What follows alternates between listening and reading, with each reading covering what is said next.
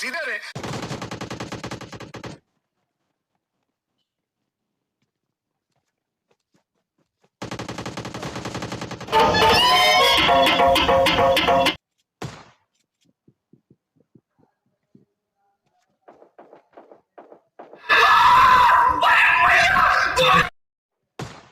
वाह क्या सीन है,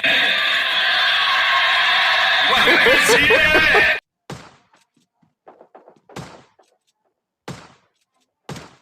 मजा आया।